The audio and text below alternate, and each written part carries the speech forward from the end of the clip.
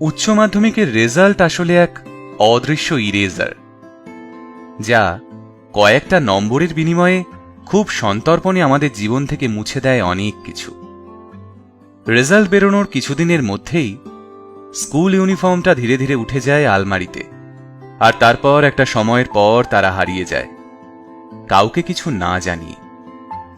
দীর্ঘদিন ধরে যে মাথা উঁচু করে দাঁড়িয়ে থাকা বাড়িটায় অবাধ যাতায়াত করার অধিকার থাকে আমাদের, কিছু বছর বাদেই সেই বাড়িটায় ঢুকতে গেলে অন্য কারো অনুমতির প্রয়োজন হয়।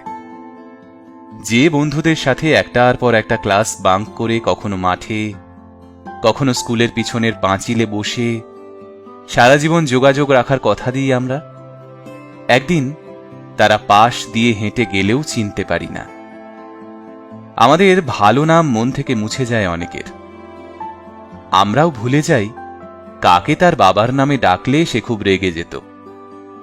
টিফিন টাইমের আগে যারা দল বেঁধে বন্ধুদের টিফিন বক্স খালি করে দিত, আজ তাদের মধ্যে কেউ কেউ ছেলে মেয়েকে টিফিন বানিয়ে দেয় রোজ।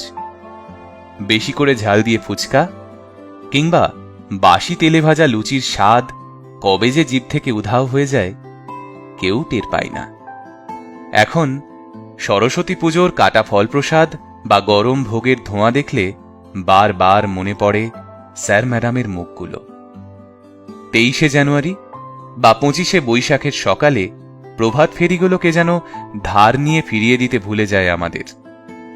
নীল ডাউন, মুরগি সাজা কিংবা কান ধরে উঠবোসের মতো নিরীহ শাস্তিগুলো আর কখনোই ফিরে আসে না আমাদের জীবনে। ব্ল্যাকবোর্ডে স্যারেদের নামে বদমাইশি করে কিছু লেখা কিংবা বাংলা সিনেমার ডায়লগ লিখে ম্যাডামকে অপ্রস্তুতে ফেলা, এই সবকিছুই যেন একটা সময়ের পর ফিকে হয়ে যায়। স্কুল ছাড়ার পর প্রথম বছর সরস্বতী পুজোয় সবাই মিলে রিউনিয়ন করার যে উত্তেজনা, তা 3-4 বছর বাদে মিলিয়ে যায় হাওয়ায়। লাল সবুজ মলাট দেওয়া অ্যাটেন্ডেন্স খাতা, আমাদের রোল নম্বরগুলো বুকের মধ্যে জড়িয়ে ঢুকে যায় স্টোর রুমে।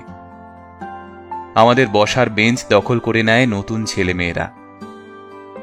এবছর যারা উচ্চ মাধ্যমিক পরীক্ষার্থী, তারা এই করোনার মতো ভয়াবহ পরিস্থিতির জন্য হয়তো সুযোগ পাবে না স্কুল জীবনের শেষ দিনটাকে উপভোগ করার।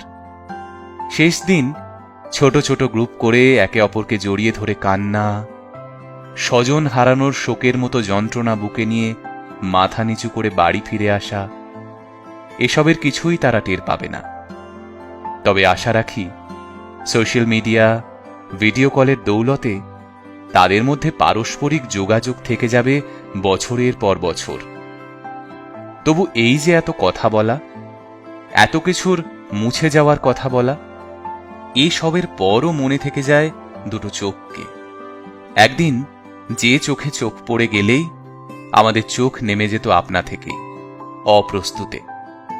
ক্লাস চলাকালীন ছোট্ট কোচিং ঘরের ভ্যাপসা গরমে কিংবা স্কুলের বড় জানলা দিয়ে আসা ঝোড়ো হাওয়ায় যার দিকে আর চোখে তাকিয়ে থাকার সময় আমরা মনে মনে খুব তাড়াতাড়ি বড় হতে চাইতাম।